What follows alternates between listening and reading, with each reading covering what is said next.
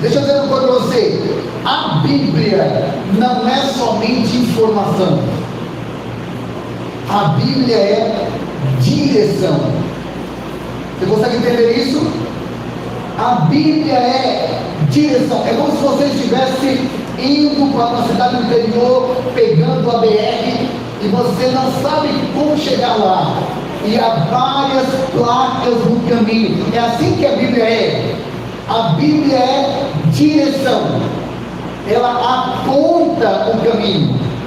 Então, se eu quero ser feliz, eu devo direcionar a minha vida de acordo com a Bíblia.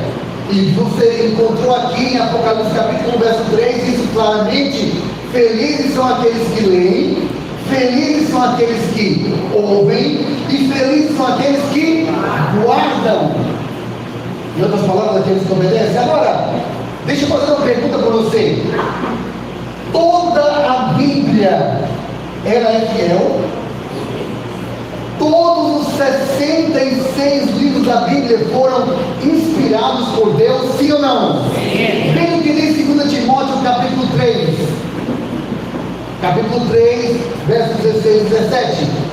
Toda a Escritura é inspirada por Deus e útil para o ensino, para a repreensão, para a correção, para a educação na justiça, a fim que o homem de Deus seja o quê? Perfeito e perfeitamente habilitado para toda boa obra. Então veja, amigos, a Bíblia não é só informação, ela é direção. Porém, a Bíblia também transforma. Algumas pessoas dizem assim: João foi para a igreja e agora João não bebe mais. Maria foi para a igreja, Maria deixou de fofocar.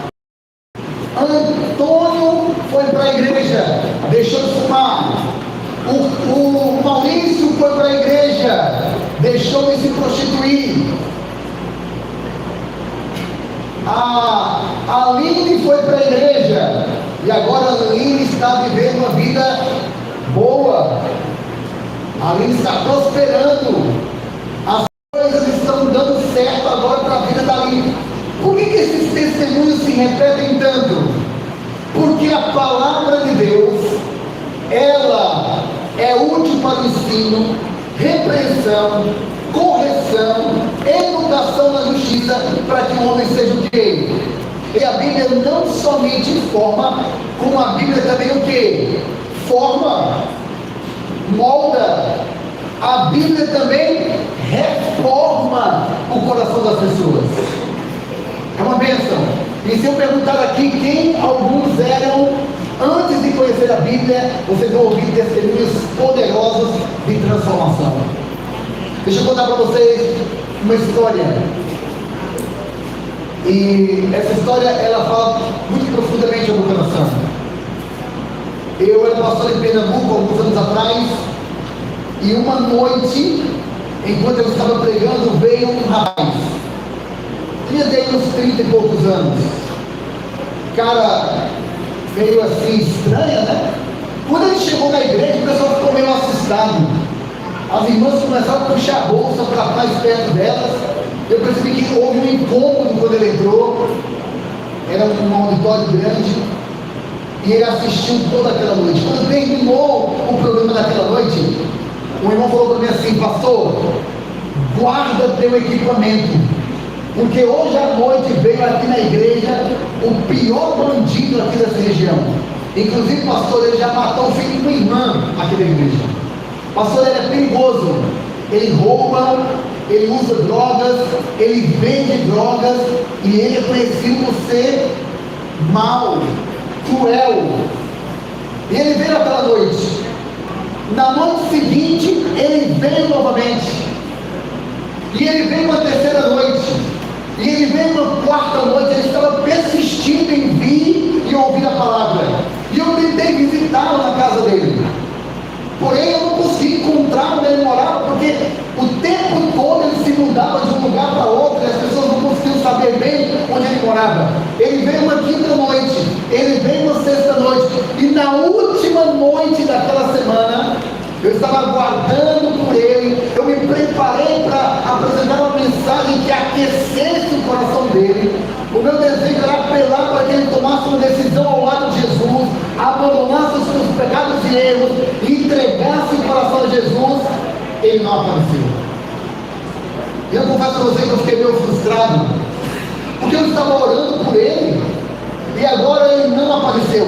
E quando eu terminei de pregar naquela noite, uma senhora me procurou, uma jovem senhora me procurou, ela bem maltratada, e ela falou assim comigo: pastor, foi você que pregou aqui essa semana?